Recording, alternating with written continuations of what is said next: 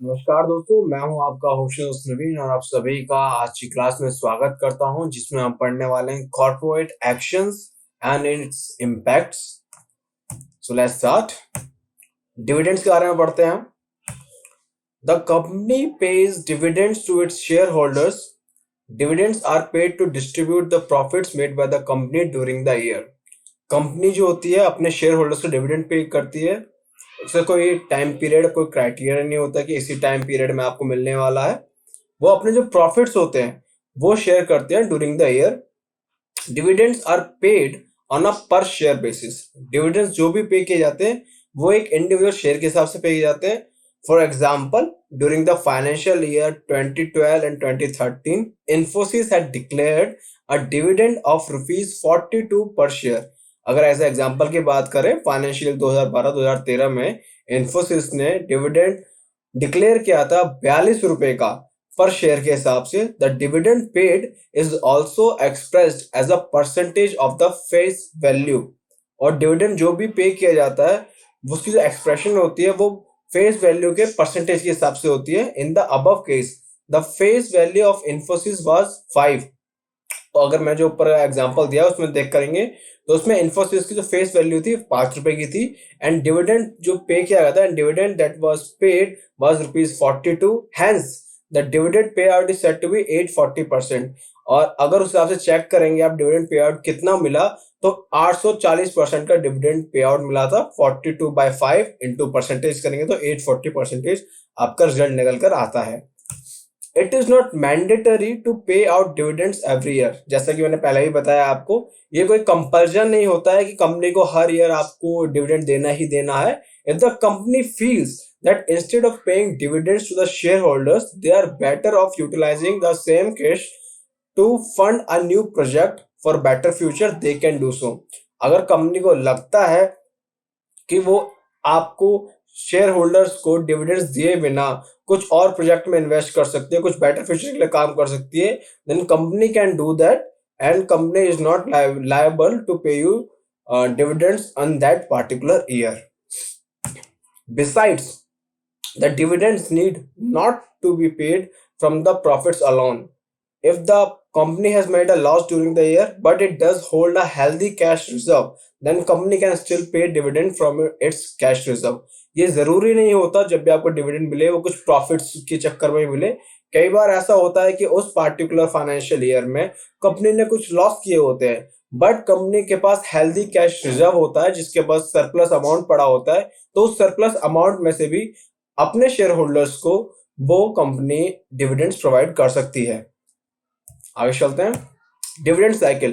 Dividend की बात करें, डिविडेंड साइकिल के बारे में बात करते हैं। डिविडेंड साइकिल किस तरीके से रिलीज होता है, कब डिविडेंड आता है, क्या प्रोसेस होता है। Dividend declaration date. Dividend declaration date, this is the date on which AGM, annual general meeting, takes place and the company's board approves the dividend issue। Dividend declaration date वो date होता है जिस दिन annual general meeting takes place करती है और जो company के जो बोर्ड होते हैं वो डिविडेंड जो भी इशू होने वाला है उसको अप्रूव कर देते हैं।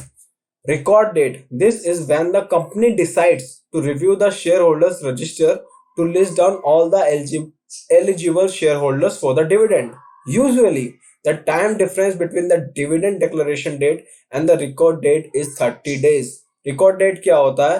रिकॉर्ड डेट वो दिन होता है जिस दिन कंपनी जो होती है अपने लिस्ट निकालती है कि ये मेरे एलिजिबल शेयर होल्डर्स हैं जिनको हमें डिविडेंड देना है। और डिविडेंड डिक्लेरेशन डेट और रिकॉर्ड डेट के बीच में जो टाइम पीरियड का गैप होता है मोस्टली 30 डेज का होता है।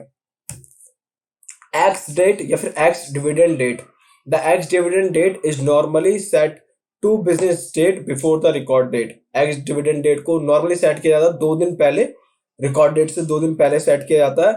Only shareholders who own the share before the ex-dividend date are entitled to the dividend। सिर्फ वो शेयर होल्डर जिनके पास शेयर से एक्स डिविडेंड डेट से पहले उन्हीं को ही डिविडेंड मिलता है। तो अगर आप कई बार सुनते हैं कि ये कंपनी डिविडेंड देने वाली है, तो आपको शेयर्स डिविडेंड नहीं दे पाएंगे अगर आपने एक्स डिविडेंड डेट से पहले वो शेयर आपके डीमेट अकाउंट में नहीं है। This is because in India the normal settlement is on T+2 basis. हमारे इंडिया जैसा आपको पता होता है T+2 बेसिस पे सारा सेटलमेंट चलता है। trading day plus 2 days. For all the practical purposes, if you want to be entitled to receive a dividend, you need to ensure you buy the shares before the ex dividend day. अगर आपको किसी भी company से dividend चाहिए तो आपको make sure करना है कि आप उस कंपनी के जो भी शेयर से बाय कब कर लें एक्स डिविडेंड डेट से पहले. अगर आपने उस कंपनी के शेयर्स एक्स डिविडेंड डेट्स के बाद बाय किए हैं तो आपको डिविडेंड नहीं मिलता, सेलर को डिविडेंड मिलता है. डिविडेंड पे आउट डेट क्या होता है? This is when the dividends are pay out to the share holders listed in the register of the company. Dividend pay out date वो डेट होता है जिस दिन आपके अकाउंट में डिविडेंड प्रोवाइड करती है कंपनी. कम डिविडेंड क्या होता है? The shares are set to be cum dividend till the ex dividend date. जब तक डिविडेंड आपके अकाउंट में नहीं रिसीव होता तब तक उस डिविडेंड को कम डिविडेंड कहा जाता है. बोनस इशू क्या होते हैं? A bonus issue is a stock dividend allotted by the company to reward the share holders. एक बोनस इशू होता है, स्टॉक का ही डिविडेंड टाइप का होता है जिसके अंदर कंपनी अपने शेयर होल्डर्स को रिवार्ड करती है. The bonus shares are issued out of the reserve of the company. जो भी कंपनी का रिजर्व होता है उसमें से बोनस शेयर्स दिए जाते हैं, एक्स्ट्रा शेयर दिए जाते हैं अपने शेयर होल्डर्स को. These are free shares that the share holders receives against shares that they currently hold. जो भी शेयर होल्डर्स होते हैं, करंट शेयर होल्डर्स होते हैं, जो उन्होंने करंट होल्डिंग ले रखी होती है, उसके ऊपर से एक्स्ट्रा फ्री शेयर्स उन्हें और दिए जाते हैं ताकि उनकी क्वांटिटी बढ़ सके. These allotment typically come in a fixed ratio such as 1:1, 2:1, 3:1. जब भी कोई अलॉटमेंट आता है तो बोनस इशू का अलॉटमेंट जब भी आएगा वो किसी न किसी रेशियो में आएगा, 1:1, 2:1, 3:1 और etcetera. If the ratio is 2:1, अब रेशियो को समझते हैं. If the ratio is 2:1, the existing shareholders get 2 additional shares for every 1 share they hold at no additional cost. अगर बोनस इशू करती है कोई भी कंपनी और बोनस का रेशियो चलता है 2:1, तो आपको ये समझना पड़ेगा आपको हर एक शेयर के बदले में 2 एक्स्ट्रा शेयर, आपको एक शेयर जो आपने ऑलरेडी होल्ड कर रहा है उसके बदले में 2 एक्स्ट्रा शेयर कंपनी देती है. So if a shareholder owns 100 share ही will be issued an additional 200 share. अगर किसी भी इन्वेस्टर ने 100 शेयर्स ऑलरेडी होल्ड कर रखे हैं तो उसको कंपनी बोनस इशू में 200 शेयर्स एक्स्ट्रा देगी. So his total holding will become 300. इस तरीके से आपकी जो होल्डिंग होती है, टोटल होल्डिंग, वो 300 बन जाती है. When the bonus shares are issued, the number of shares the shareholder holds will increase but an investments overall value will remain the same. इस काम में क्या होता है, बोनस शेयर में आप एक चीज देखेंगे, आपकी शेयर क्वांटिटी बढ़ रही है लेकिन आपकी जो टोटल वैल्यू होती है इन्वेस्टमेंट की वो नहीं बढ़ती, वो इन्वेस्टमेंट की वैल्यू सेम रहती है.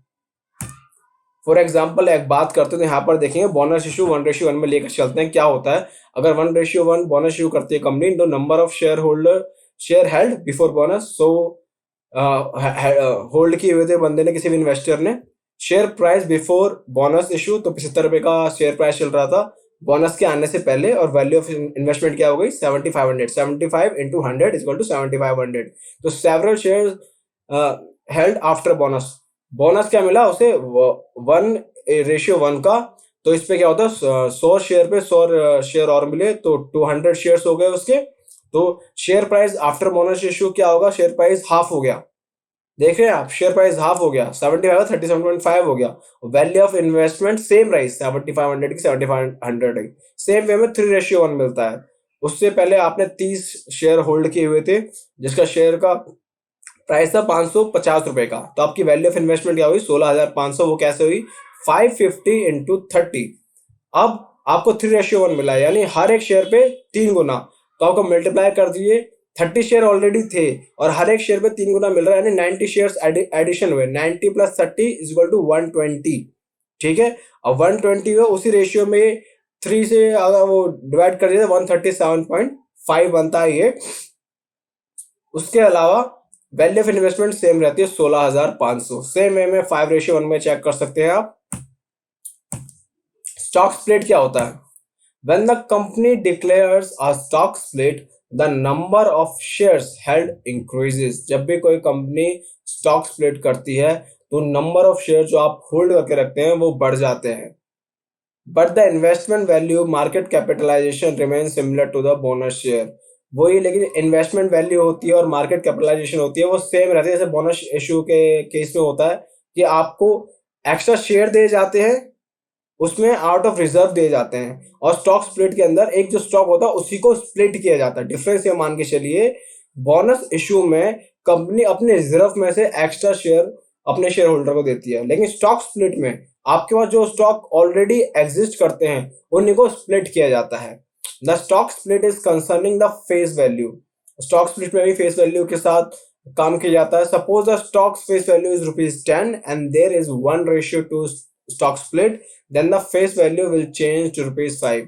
अगर किसी स्टॉक की पहले फेस वैल्यू 10 थी और उस पर 1:2 का स्टॉक स्प्लिट हुआ है, तो उस स्टॉक की अब फेस वैल्यू ₹5 रह जाती है। If you own 1 share before the split, you would now own 2 share after the split. अगर आपने स्प्लिट से पहले 1 शेयर ओन किया हुआ है उस पार्टिकुलर कंपनी का, तो अब आप 2 शेयर ओन करेंगे और उस कंपनी की जो फेस वैल्यू है स्टॉक की वो भी हाफ हो जाएगी। एग्जाम्पल लेके चलते हैं। स्प्लिट रेशियो 1:2 है। ओल्ड फेस वैल्यू 10 रुपए थी। नंबर ऑफ शेयर जो आपने पहले होल्ड किए हुए थे 100 थे। अब शेयर प्राइस पहले स्प्लिट होने से पहले 900 रुपए का चल रहा था। टोटल इन्वेस्टमेंट होगी 90,000 रुपए की। नई फेस वैल्यू 5 की हो गई है, लेकिन 1:2 चल रहा है, तो यानी फेस वैल्यू हाफ हो चुकी है।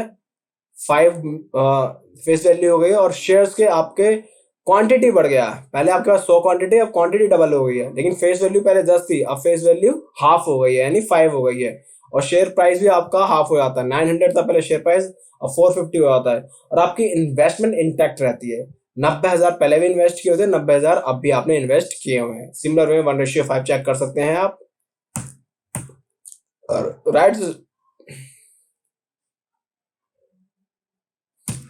Rights issue. The idea behind a right issue is to raise fresh capital। Right issue क्या होते हैं कि आप कंपनी को एक फ्रेश कैपिटल इंक्रीज करना है, लेकिन वो एडिशनल किसी कंपनी के पास नहीं जाना चाहती, किसी बैंक के पास नहीं जाना चाहती, वो अपने एग्जिस्टिंग शेयर से ही दोबारा से कैपिटल रेज करना चाहती है। However, instead of going public, the company approaches its existing shareholders. Think about the right issue as a second IPO and select a group of people। Existing share holder से ही company चाहती है कि और पैसा उठा ले, क्योंकि आपने पहले इन्वेस्ट कर रखा है, यानी आप ऑलरेडी शेयर होल्डर हैं, और आपसे दोबारा से कंपनी और पैसा मांगती है। The right issue could be an indication of promising new development in the company. Right issue क्या हो सकता है कि कंपनी कोई नई डेवलपमेंट करना चाहती है, नई ग्रोथ करना चाहती है, उसके बेसिस पे और शेयर होल्डर से और पैसा उठाना चाहती है। The share holders can subscribe to the right issue in the proportion of their shareholding. और जो भी शेयर होल्डर होते हैं वो राइट इशू उठा सकते हैं in proportion of their share holding. जितना हमने शेयर होल्ड किया उस प्रोपोर्शन में ही वो अपना राइट इशू उठा सकते हैं। For example, 1:4 right issue means every 4 shares a shareholder owns, he can subscribe to 1 additional share। 1:4 अगर राइट इशू चल रहा है तो इसका मतलब है हर 4 शेयर जो आपने पहले ऑलरेडी होल्ड किए हुए हैं उस पर आप एक एडिशनल शेयर और बाय कर सकते हैं कंपनी से। Needless to say, the new shares under the right issue will be issued at a low price than what prevails in the market. लेकिन आपको कोशिश यही रहेगी कि आपको सस्ते प्राइस में, जो मार्केट में प्राइस चल रहा है उससे सस्ते प्राइस में ही आपको एक्स्ट्रा शेयर दिया जाए। लेकिन अगर आपको जो प्राइस कंपनी दे रही है एक्स्ट्रा शेयर के लिए उससे सस्ते प्राइस में मार्केट में शेयर अवेलेबल है, तो आपको कंपनी से लेने की जरूरत ही नहीं है। आप एक्स्ट्रा शेयर डायरेक्ट एक्सचेंज में अपना बिड प्लेस करके बाय कर सकते हैं। Buyback of share. Buyback of share क्या होता है? A buyback can be seen as a company's method to invest in itself by buying share from others investors in the market। क्या करते हैं कंपनी दोबारा से जो ऑलरेडी एग्जिस्टिंग शेयर होल्डर होते हैं उनसे शेयर्स को खरीदती रहती है और कुछ प्राइस सेट करते हैं, इस प्राइस में अपना शेयर्स खरीद रही हो। अगर किसी को बेचना हो अपना shares, then those shareholders can sell their shares to the company and this process is known as buyback. Buybacks reduce the number of shares outstanding in the market। Buyback क्या काम करते हैं? जो already shares existing share holders के पास होते हैं और market के अंदर फैले हुए होते हैं वो दोबारा से कंपनी एक्यूमुलेट करना चाहती है। However, buyback of a share is an important corporate restructuring method। Buyback एक बहुत इंपॉर्टेंट रिस्ट्रक्चरिंग मेथड है there could be many reasons why corporates choose to buy back shares. बहुत सारे रीजन हो सकते हैं, उस रीजन के बारे में जानते हैं। पहला रीजन हो सकता है improve the profitability on per share basis. Company improve करना चाहती है प्रॉफिट्स को पर शेयर बेसिस पे। To consolidate their stake in the company, company चाहती है कि अपना जो स्टेक है उसको और स्ट्रांग बनाना चाहती है। जितने शेयर्स और वापस कंपनी अपने पास लेकर आएगी तो उतनी स्ट्रांग स्टेक लेकर चलेगी। To prevent other companies from taking over, जब कंपनी के शेयर ज्यादा बिखरे हुए होते हैं और किसी और कंपनी ने उस कंपनी के शेयर खरीद लिए तो वो कंपनी टेक ओवर भी कर सकती है, और उस चीज से बचने के लिए कंपनी बाय बैक करके रख चलती है। To show the confidence of the promoters about their company, buyback of share ये भी दिखाते हैं जब एक कंपनी खुद अपने शेयर्स खरीद रही होती है मार्केट से, इसका मतलब जो प्रमोटर्स है उस कंपनी के इन्वेस्टर्स है, दे आर प्राउड कि कंपनी ग्रो करने वाली है, they have solid plan and company can grow, और उसका कॉन्फिडेंस शो करती है वो। To support the share price from declining in the market, और ये शेयर प्राइस को मार्केट में गिरने से भी हेल्प करते हैं, मार्केट में और गिरता हुआ ना जाए। की टेकअवेज फ्रॉम द क्लास, पहला, one corporate action have an impact on stock prices. Corporate action के अंदर बहुत सारे इम्पैक्ट होते हैं जो स्टॉक प्राइसेस की वॉलेटिलिटी डिसाइड करते हैं। मार्केट के अंदर stock prices up and down बहुत जल्दी होते हैं किसी भी कॉर्पोरेट एक्शंस के चक्कर में। Dividends are a means of rewarding shareholders. The dividend is announced as a percentage of face value. Dividends दिए ही शेयर होल्डर को एज अ रिवार्ड जाते हैं कि आपको एक्स्ट्रा इनकम, आपका स्टॉक का एप्रिसिएशन तो हो ही रहा है लेकिन उसके अलावा आपको एक्स्ट्रा रिवार्ड दिया जाता है, extra money out of the reserve, out of the profit, और even though if the company is in loss and they have extra reserve they can still pay their share holders the money. The dividend is announced as a percentage of face value. Face value के percentage के हिसाब से announce किया जाता है। If you aspire to get the dividend, you need to own the stock before the ex dividend date. अगर आपको किसी भी कंपनी से, किसी भी स्टॉक से आपने डिविडेंड वसूलना है, डिविडेंड चाहिए आपको, तो आपको मेक श्योर करना पड़ेगा कि एक्स डिविडेंड डेट से पहले आपके अकाउंट के अंदर वो शेयर होना चाहिए। अगर आपने कोई भी शेयर एक्स डिविडेंड डेट के बाद खरीदा है तो कंपनी आपको डिविडेंड नहीं देती है। अब bonus issue is a form of stock dividend. Bonus issue क्या होता है? एक स्टॉक डिविडेंड का फॉर्म है। This is the way, the companies way of rewarding the share holders with additional share. इसमें क्या करते हैं, कंपनी ओरिजिनली जो अपने एडिशनल शेयर्स होती है वो एग्जिस्टिंग शेयर होल्डर्स को एज ए रिवार्ड की तरह एक्स्ट्रा शेयर होल्डर शेयर्स बांटती है। A stock split is done based on face value. The face value and the stock price change in proportion to the change in face value. Stock split क्या क्या होता है वो भी face value की basis पे decide होता है, और स्टॉक फेस वैल्यू जो होती है वो ही डिसाइड करता है कि कितना प्रोपोर्शन में चेंजेस आएंगे। Right issue is a way through which the company raises fresh capital from the existing shareholder. Subscribe to it only if you think it makes sense. ध्यान दीजिए, राइट इशू में क्या करती है company, अपने existing share holder से ही extra capital generate करती है और उस बेसिस पे एक्स्ट्रा शेयर उन्हें रिटर्न में देती है। लेकिन आपको सोच समझ के खरीदना है कभी भी ऐसी इन्वेस्टमेंट करने से पहले। जब ऑलरेडी एक बार कंपनी के अंदर आपने इन्वेस्टमेंट कर रखी है, कंपनी को और इन्वेस्टमेंट की जरूरत है जिसके लिए वो एक्जिस्टिंग शेयर होल्डर के पास जा रही है, there can be some loopholes, तो शायद आपको कंपनी बताना नहीं चाह रही है, वो घाटे में चल सकती है, तो आपको इस डिसीजन लेने से पहले सारी स्टडी कर लेनी जरूरी है। Buyback signals a positive outlook of the promoter. This also conveys to the shareholders that promoters are optimistic about the company's prospect. Buyback एक पॉजिटिव आउटलुक लेकर चलता है, क्योंकि जब भी कोई कंपनी अपने शेयर्स को वापस खरीदती है तो इसका मतलब पॉजिटिव दिखाती है, कंपनी एक स्ट्रेंथ मोड में है, कंपनी अपने शेयर्स में विश्वास कर रही है, कंपनी ग्रोइंग मोड में चल रही है, इसलिए कंपनी अपने शेयर्स को एक्यूमुलेट करना चाहती है ताकि वो उस चीज का फायदा उठा सके। आशा करता हूँ आपने इस क्लास से बहुत कुछ सीखा होगा कॉर्पोरेट एक्शंस के बारे में। कोई डाउट हो, कोई क्वेरीज हो, feel free to ask us. जय हिंद, जय भारत।